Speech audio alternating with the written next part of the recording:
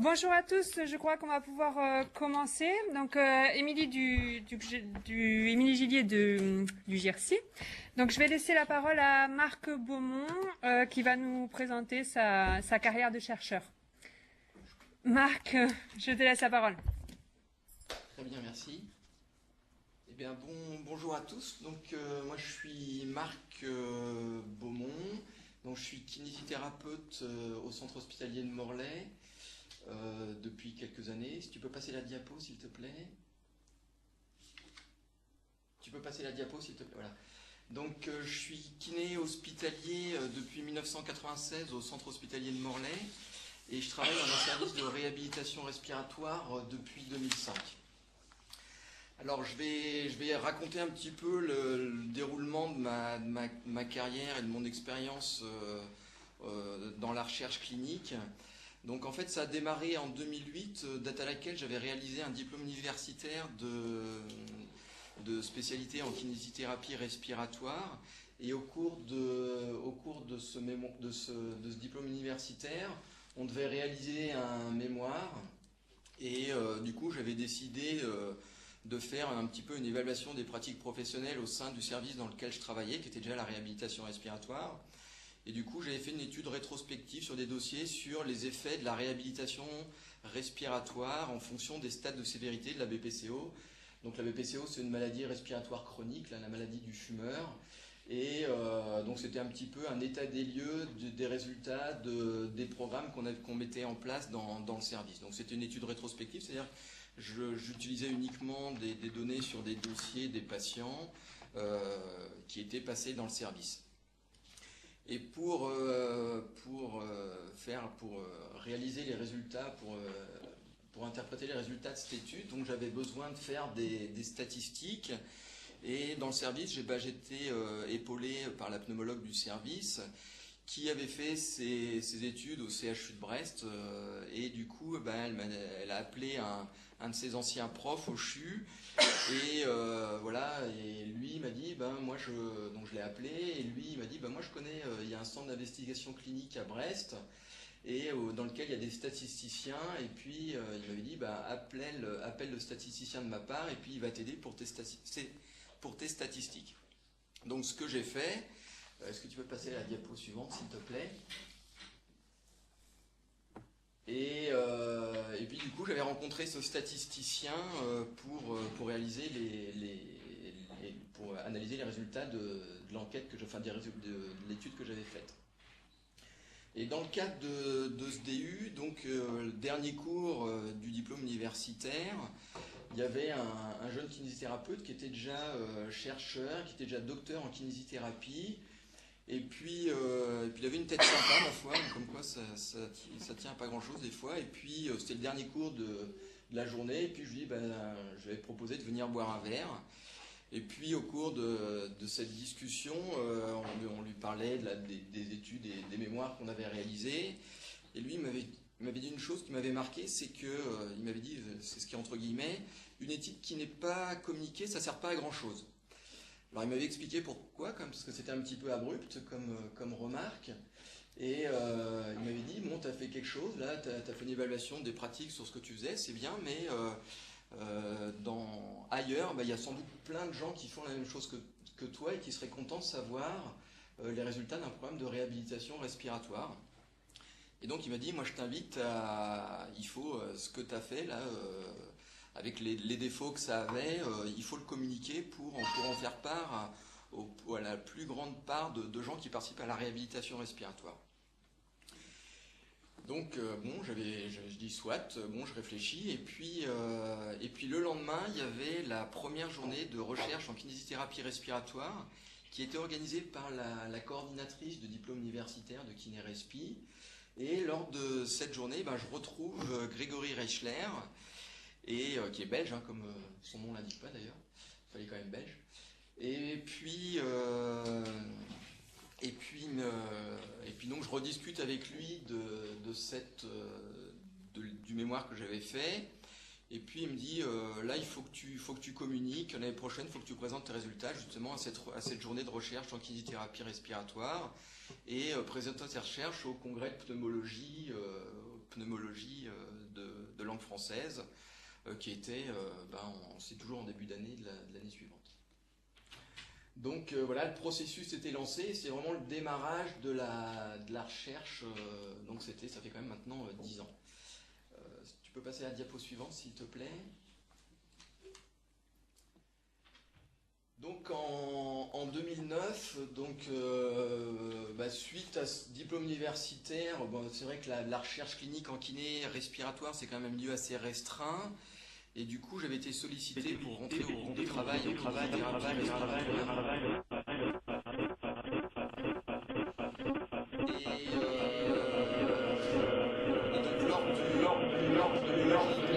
D'éteindre les micros chez eux. Il faut demander à tous les absents d'éteindre les micros chez eux.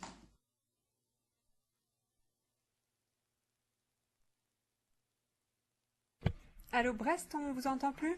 Vous nous entendez? Vous m'entendez à nouveau? Ouais, il y a eu un... C'est ok. Voilà. Ouais. Donc les journées de recherche, donc la fin du diplôme universitaire, c'était en juin, et donc au congrès de pneumologie de langue française en janvier suivant, donc en 2009, j'avais présenté les résultats de cette étude sous forme d'un poster scientifique. Et lors de ce congrès, j'ai à nouveau rencontré Grégory Reichler. Et là, en discutant, il m'a dit, ton étude c'était bien, mais les études rétrospectives, ça a quand même peu de valeur scientifique. Et ça serait pas mal de faire la même chose, mais en faisant une étude prospective pour comparer les effets d'un problème de réhabilitation respiratoire en fonction de la sévérité des gens, mais en ayant une méthodologie un petit peu plus rigoureuse, en utilisant des outils qui sont validés, etc. Donc moi j'avais dit, ouais, je suis OK. Donc j'avais sollicité le comité éthique de l'établissement, parce que c'est une étude de soins courants, donc à l'époque le comité éthique suffisait. Et donc j'avais quand même grâce à son aide, et puis j'avais aussi sollicité Brest, plus de rigueur méthodologique dans la réalisation de cette étude prospective qui était aussi encore simplement de l'observation. Donc ensuite, l'année suivante, en 2010, j'avais soumis les résultats de cette étude, et là ça avait été accepté en communication orale. Et puis durant cette année-là aussi, j'ai écrit l'article sur les résultats de cette deuxième étude prospective, et donc en collaboration avec Grégory Reichler qui m'avait aidé pour la méthodologie et puis aussi pour les statistiques. Parallèlement à ça, j'avais fait un DU d'éducation thérapeutique, où là encore il y avait un mémoire à réaliser. Et là, le mémoire, c'était pas un mémoire de recherche, mais c'était un mémoire qui avait pour objectif d'écrire un projet de service sur l'éducation thérapeutique en réhabilitation respiratoire. Mais au cours de ce mémoire, j'avais quand même fait une petite étude pour évaluer le programme d'éducation thérapeutique qu'on avait mis en place. Donc, j'avais choisi des critères de connaissance de la maladie pour les patients. Voilà, ça valait ce que ça valait, mais c'était aussi une petite étude d'observationnel sur l'évaluation du programme d'éducation thérapeutique qu'on avait mis en place. Et l'année suivante, en 2011, donc mon collègue kinésithérapeute également, il a réalisé aussi un diplôme universitaire de kiné-respi, celui que j'avais fait en 2008, et il y avait aussi un mémoire à réaliser. Et donc là, c'était une étude observationnelle aussi sur l'essoufflement généré par la maladie respiratoire, et voir l'impact de la réhabilitation sur cet essoufflement.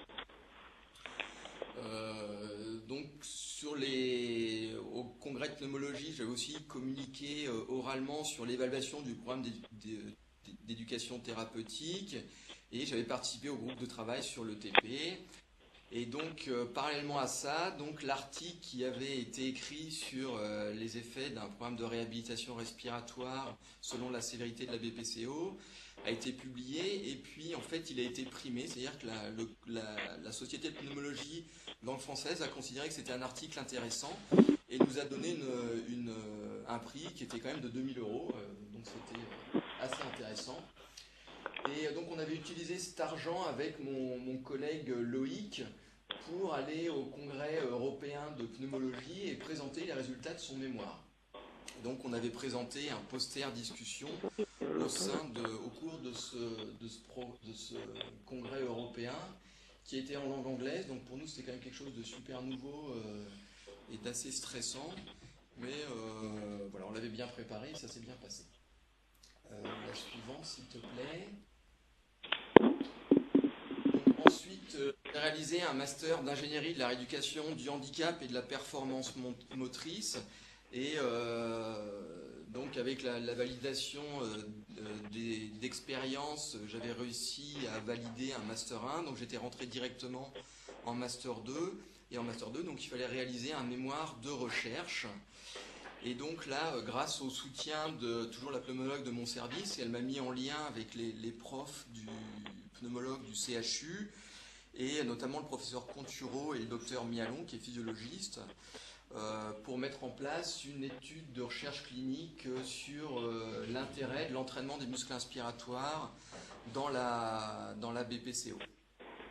Donc pour mettre en place cette revue, donc cette étude, j'avais contacté aussi des médecins de Paris qui étaient spécialistes de l'essoufflement, parce que l'objectif c'était de voir l'impact sur l'essoufflement de cette technique de renforcement musculaire. J'avais été aussi sollicité le centre de ressources méthodologiques du centre d'investigation clinique de Brest et la DRCI de Brest pour toutes les modalités administratives. Donc après j'ai été passé devant toutes les instances, la comité de protection des personnes. On avait réalisé un cahier d'observation qui était sur papier à l'époque, mais par contre pour cette étude qui n'avait pas de financement, j'avais simplement le CHU était promoteur donc pour payer les assurances, etc. Mais il n'y avait pas de financement propre pour cette étude, donc j'avais pas d'aide de technicienne de recherche clinique. Les statistiques avaient été faites gratuitement par le professeur Couturo, et tout le projet, tout le rôle des données avait été réalisé sur le temps personnel dans le cadre de ce master. Je veux bien que tu passes à la suivante, s'il te plaît. On vous entend de loin maintenant. Est-ce que tous les centres peuvent couper son micro? Je crois qu'il y a un micro qui est ouvert. Et donc en 2010, donc il y a l'apparition du PHRIP, donc le programme hospitalier de recherche à la recherche et l'innovation paramédicaux pour les paramédicaux, sachant que les 2 années précédentes, c'était réservé uniquement aux infirmières. Et donc en 2011, on a répondu à un appel d'offres et l'étude c'était sur un test de terrain, le stepper test de 6 minutes. Donc le stepper, c'est un test, c'est un appareil de voir dans les salles de musculation, de fitness, et pour évaluer la tolérance à l'effort des patients insuffisants respiratoires. Et donc l'objectif de l'étude, c'était voir est-ce que le stepper test pendant 6 minutes, c'était un marqueur de l'évolution de la tolérance à l'effort au cours d'un programme de réhabilitation respiratoire. Donc pour répondre à cet appel d'offres, je me souviens, on avait fait ça on avait reçu ça en août, parce que les appels d'offres c'est toujours en septembre. Et en début d'année. Et il faut les déposer en début d'année, je crois que c'est en mars, enfin bref. Et en fait, on avait quelques jours pour le réaliser. Donc, on s'y était mis vraiment d'arrache-pied avec un collègue. Et puis, c'est la première fois qu'on faisait ça dans un centre hospitalier non universitaire. Et il fallait une convention avec un centre universitaire parce que il fallait que le promoteur soit un CHU. Et donc, je me souviens, on s'y était mis à 6h du soir. Et on avait envoyé un mail très très rapidement au directeur pour savoir s'il était d'accord et de faire une convention avec le CHU. Et il nous avait répondu vraiment dans les minutes qui ont suivi notre mail, allez-y, moi je m'occupe de tout ce qui est administratif. Donc là vraiment on avait un directeur qui était vraiment très très performant et réactif à cette nouveauté qui était la recherche dans les hôpitaux périphériques. Donc après, toute la méthodologie, là, on avait à nouveau fait appel au centre de recherche de ressources méthodologiques. On était passé évidemment par le comité de protection des personnes. Et là, on avait fait la connaissance des data managers pour réaliser d'une part le cahier d'observation électronique et puis la mise en place des statistiques avec les statisticiens. Donc là, comme pour l'appel d'offres, on avait prévu un petit temps pour une technicienne de recherche clinique pour réaliser les tests et récolter les données.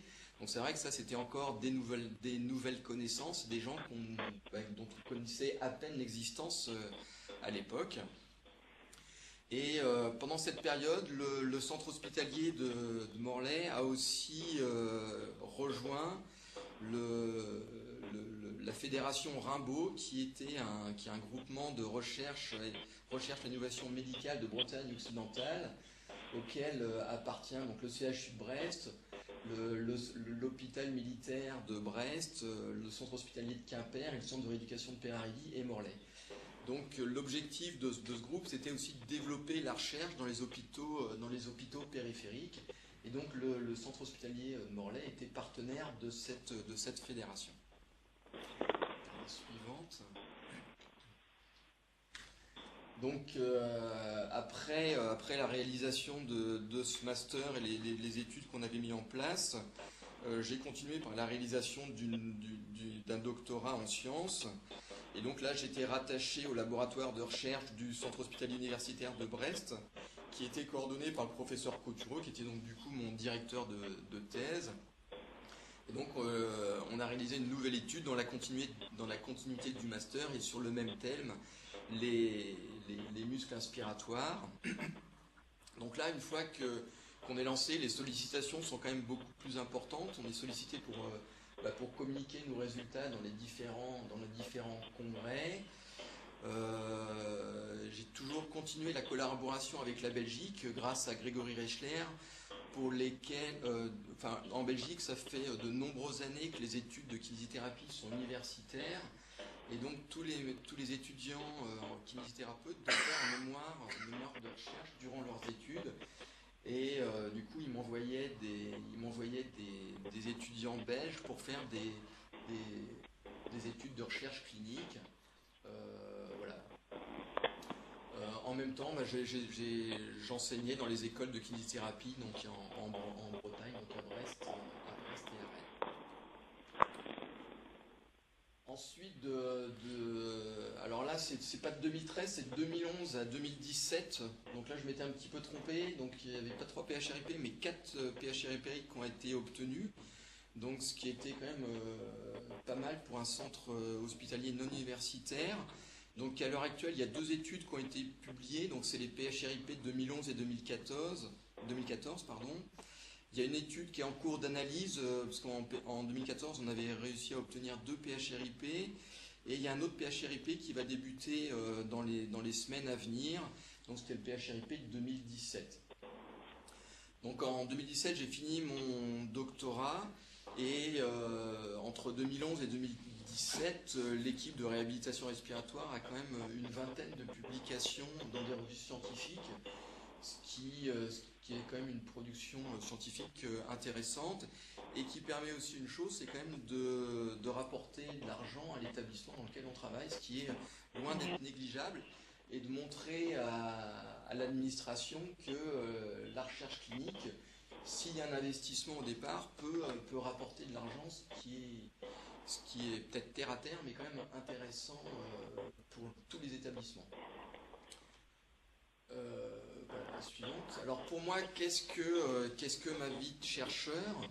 Alors déjà, l'essentiel, c'est qu'il y a une part clinique qui est indispensable pour pouvoir faire de la recherche clinique. Sans les patients, à mon avis, il n'y a pas de recherche clinique. Et il me semble primordial de ne pas oublier que l'objectif, c'est quand même d'apporter le meilleur soin possible aux patients, avec le meilleur niveau de preuve pour améliorer la qualité des soins qu'on peut apporter à nos patients. Ça permet aussi des rencontres nombreuses, riches et inattendues. Avant de faire la recherche, moi j'avais jamais rencontré de statisticiens, j'avais jamais rencontré de méthodologistes, les techniciennes de recherche clinique, je ne savais pas que ça existait. Les profs de médecine, les physiologistes, c'est des personnes que j'avais eues en cours, mais voilà, que j'avais pas approché, ni discuté, ni partagé de façon si riche et intense. Ça représente aussi du travail et un épanouissement professionnel et une perpétuelle remise en question personnelle et professionnelle, mais dans l'objectif de mieux soigner les patients. Ensuite, alors les points positifs de la recherche clinique, à mon sens,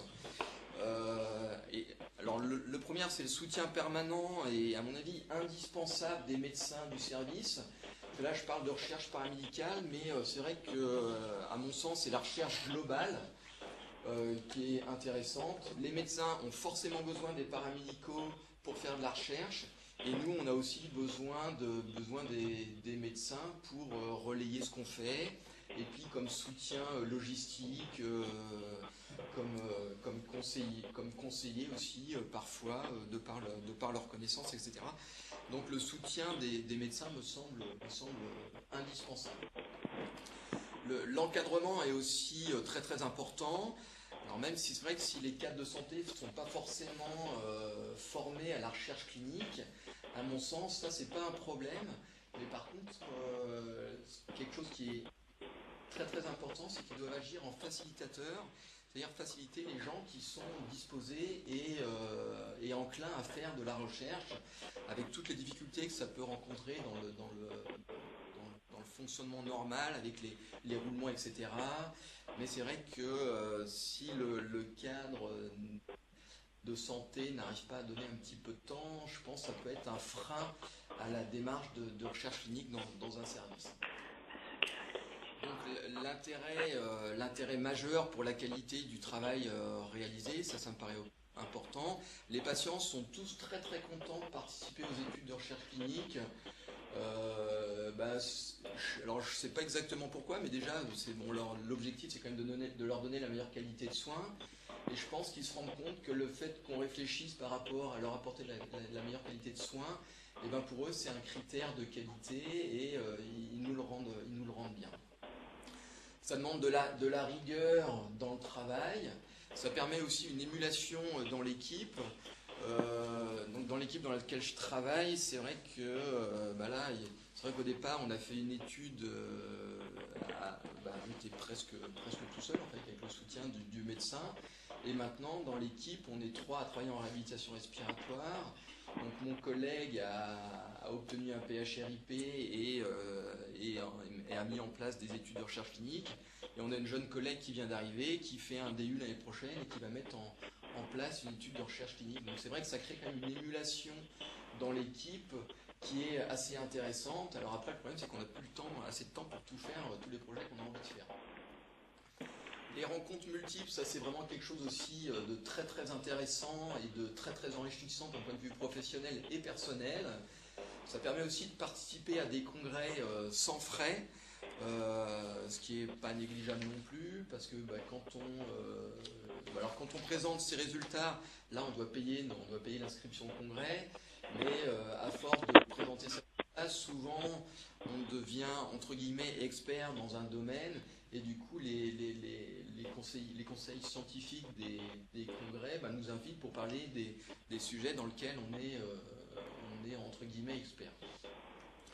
Et enfin, dans le cas de la recherche clinique, quand on répond à un appel à projet, on prend du matériel pour réaliser ces études, et donc ça fait du matériel qui est pris en charge par la recherche clinique qu'on va utiliser ensuite dans les soins courants. Donc ça permet d'avoir du matériel qui est entre guillemets payé par la recherche clinique et du coup qui ne sera quand même pas à charge pour l'établissement dans lequel on travaille, ce qui est loin d'être négligeable pour nos établissements. Alors, il y a quand même Excuse-moi, quelques points. Marc, je me permets juste de te couper juste pour si Oui. dans 5 minutes, il faudrait que dans 5 minutes on puisse conclure pour laisser la place aux questions. Merci, excuse-moi. Ok. Alors, il y a quand même quelques points négatifs. Donc là, j'ai un petit peu modulé la diapo qui est à l'écran. Donc il y avait quand même une reconnaissance au départ qui était difficile de l'administration, alors que je comprends parce que c'était quand même quelque chose de nouveau. On savait pas très bien, même nous, on savait pas très bien où on allait. on leur disait qu'il fallait investir et puis qu'après ils allaient récupérer de l'argent, mais enfin c'est vrai que c'est pas forcément compréhensible, mais l'évolution est quand même largement favorable. Et là, je vais en parler un petit peu après, mais du coup, là, actuellement, je suis détaché par mon établissement pour faire de la recherche clinique au sein du Finistère, donc comme quoi, quand même, les choses évoluent favorablement. Par contre, il n'y a aucune reconnaissance financière, malgré un gain financier important pour l'établissement grâce aux publications et aux mairies. Bon, ça, après, sincèrement, c'est un détail, mais bon, ça mérite quand même d'être signalé. Après, clairement, je ne pense pas qu'on fasse de la recherche pour gagner de l'argent, sinon on ne ferait pas ça. Des fois, c'est pas facile pour être détaché pour les congrès, parce que quand on est détaché pour les congrès, on n'est pas dans le service. Donc c'est vrai qu'en tant que soignant, paramédicaux, c'est un petit peu difficile de la part du cadre. Vous voyez, s'il est en congrès, il ne s'occupe pas des patients. Alors après, je pense qu'il faut réfléchir de façon globale, c'est un tout, ça permet aussi d'améliorer les soins, donc etc. Donc c'est quand même et puis les congrès font partie des formations qu'on est tenu de réaliser.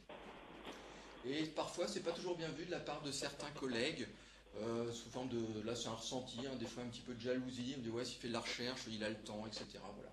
Bon, mais ça c'est un ressenti qui n'engage que moi.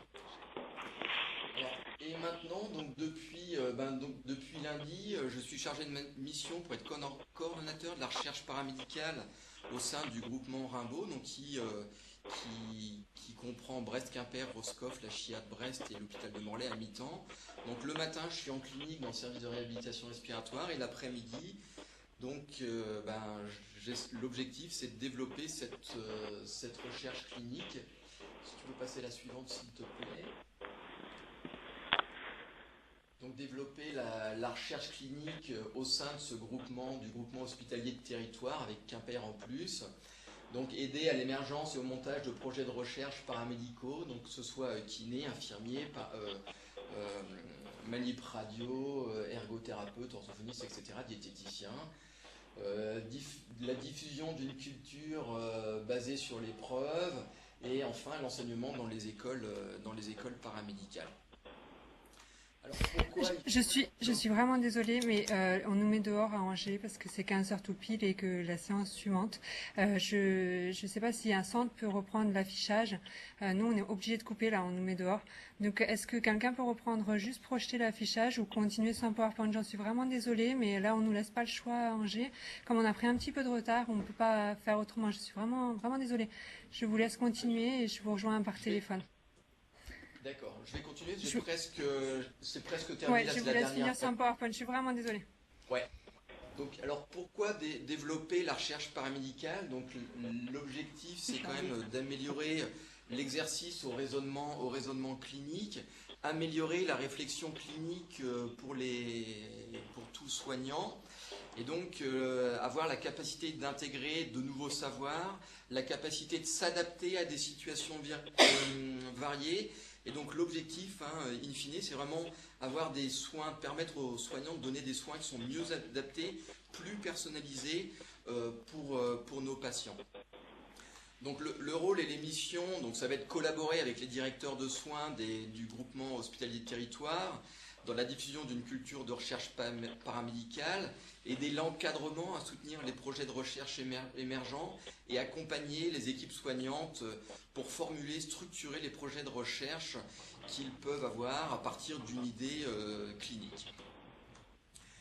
Et enfin, après, il y a d'autres actions plus spécifiques, comme l'animation du groupe du réseau Rimbaud sur la recherche paramédicale, la veille documentaire, les conseils spécifiques au domaine d'activité et la participation à des programmes de formation, notamment dans les instituts de formation initiaux, afin que les futurs professionnels soient un petit peu initiés et sensibilisés à la démarche de recherche clinique. Donc en conclusion, ma vie de chercheur, le premier, c'est quand même au service du patient, ça permet des expériences nouvelles, des connaissances professionnelles d'un point de vue apprentissage par rapport aux connaissances et à la qualité du travail que je vais pouvoir faire, et aussi des connaissances de personnes que je peux faire dans le cadre de cette recherche. Ça nécessite de la rigueur et ça permet une stimulation intellectuelle. Et donc en conclusion, c'est quelque chose de passionnant. Voilà, je vous remercie. Moi j'ai fini ma présentation et je suis tout oui pour vos questions éventuelles.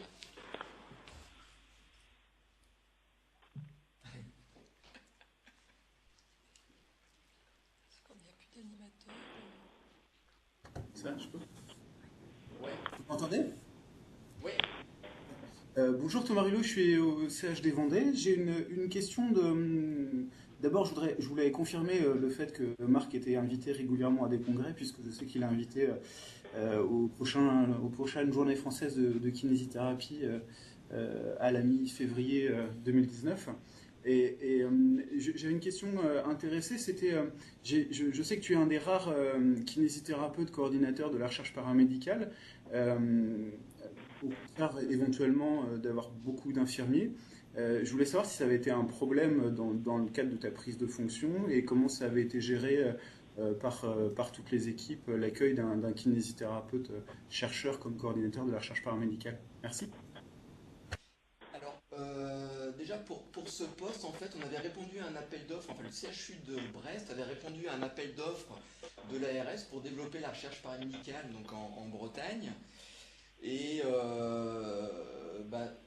en tout cas, je n'ai ressenti aucun frein au fait que je sois kinésithérapeute. Alors là, pour l'accueil, pour l'instant, c'est la première semaine que j'ai pris mes fonctions en tant que coordonnateur, mais sincèrement, pour l'instant, j'ai été très bien reçu partout. Donc, je vois pas pourquoi ce serait un obstacle. Après, voilà, pour l'instant, en tout cas, moi, j'ai aucun souci. Et même pour l'appel d'offres, vraisemblablement, ça a posé aucun souci, quoi. C'était plus ce qu'ils demandaient, c'était plus des gens qui avaient déjà réalisé de la recherche, qui étaient prêts à encadrer des mémoires, etc., quoi. J'ai répondu. Le micro marche pas. Oui, merci. De rien.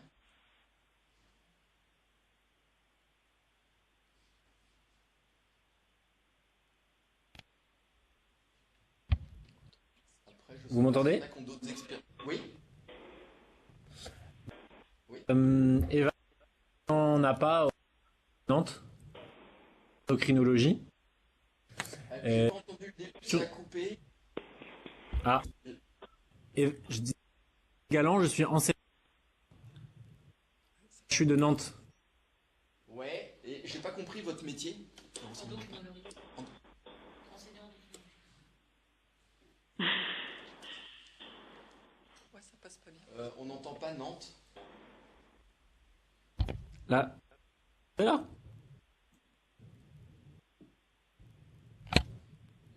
Là, vous entendez? Oui, ouais, là j'entends, ouais. Ah d'accord, le micro se mettait en pause, je sais pas pourquoi, il se désactivait. Donc je disais, je suis enseignant en APA. Oui. Au CHU de Nantes. Et j'avais une petite question du coup assez pratique, on va dire, sur l'étude dont tu parlais, sur le stepper test, l'intérêt du stepper test 6 minutes avec les BPCO. Et je voulais savoir ce qu'il en ressortait justement de cette étude, un petit peu les conclusions par rapport à ça, parce que c'est vrai que c'est assez intéressant, voilà, pour ceux qui sont amenés à travailler justement avec les BPCO, savoir si ça peut être un bon indicateur justement de la condition physique. C'est que c'était un bon marqueur de l'évolution de la capacité d'exercice. Donc on avait comparé ça au test de marche de 6 minutes. Par contre, il n'était pas tout à fait comparable au test de marche de 6 minutes, qui est le gold standard pour évaluer la capacité d'exercice dans les tests de terrain fonctionnels. Mais parce qu'il était beaucoup plus sollicitant au point de vue cardiaque. Mais il permettait quand même d'évaluer un programme de réhabilitation respiratoire de façon tout à fait adéquate. Et voilà, si tu es intéressé, je pourrais t'envoyer des articles. Tu m'envoies un mail et il y a plusieurs articles qui sont parus là-dessus. On avait déterminé un seuil clinique minimum significatif pour les patients également. Enfin voilà, c'est un bon test. Ok, très bien, super, merci.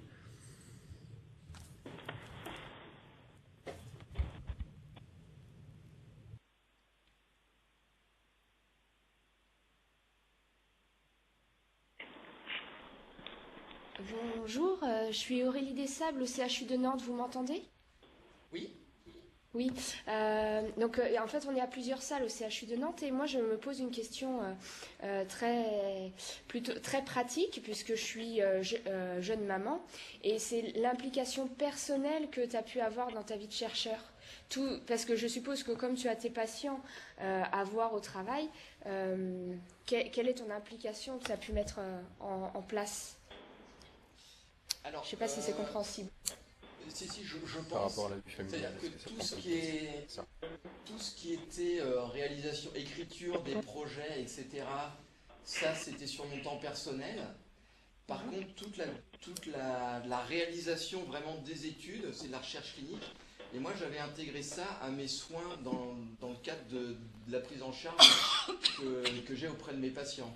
Donc, au point de vue de charge-travail, quand j'étais au travail, ça me changeait pas grand-chose à mon activité habituelle. Par contre, c'est vrai que toutes les démarches administratives, répondre aux appels d'offres, écrire les projets, les écritures des articles et tout ça, c'était uniquement sur mon temps de travail. D'accord. Mais maintenant que j'ai un poste à mi-temps, c'était de l'investissement et maintenant, voilà, c'est un petit peu la récompense. Là, j'ai un petit peu de temps maintenant à mi-temps, donc c'est pas que pour réaliser mes projets à moi, mais c'est aussi pour répondre aux appels d'offres de PHRIP. L'année prochaine, je pense que je les ferai pas le soir, mais je les ferai l'après-midi sur mon temps de recherche, évidemment. Et est-ce que le fait de regrouper par exemple, plusieurs membres de l'équipe dans une étude, ça facilite, ça diminue le temps personnel et permet de mieux répartir la charge de travail? Ah oui, clairement. Parce que là, au début, moi, je me sentais un petit peu isolé, mais maintenant que mes collègues ils sont un petit peu avertis aux choses, on se partage les tâches. On se partage les tâches, même dans l'écriture des projets. Il y en a un qui fait une partie et l'autre une autre partie, quoi. Donc maintenant on se partage beaucoup plus les tâches que ce qu'on pouvait faire avant. Et pour ça c'est quand même aussi c'est de l'investissement, quoi. C'est du travail, c'est pas sur une année ou deux. Et il faut former, il faut expliquer aussi aux collègues, etc. comment le faire. Et donc ça vient pas comme ça, quoi. Et c'est pour ça qu'à mon sens moi j'espère que j'arriverai à influer cet intérêt pour la recherche clinique dans les instituts de formation pour que les futurs professionnels en sortant de l'école ils aient cette démarche de réfléchir aux soins qu'ils donnent et puis pour qu'ils aient cette perpétuelle questionnement par rapport à la qualité des soins qu'ils vont donner, quoi, grâce à la recherche. Merci beaucoup.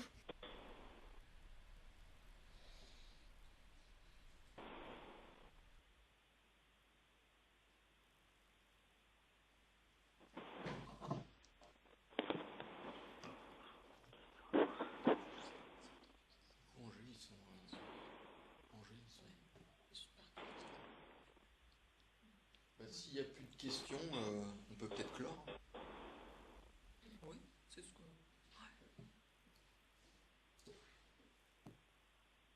Voilà. Et bien s'il n'y a plus de questions, je vous remercie pour votre attention et puis à la prochaine fois pour le café lecture. Le CH du Mans, on vous remercie. Oui. Ouais, ils vont couper. Merci, au revoir. Merci. Merci beaucoup, au revoir. Allez. Merci Merci beaucoup de Cholet. Merci de Cholet. Merci de Nantes.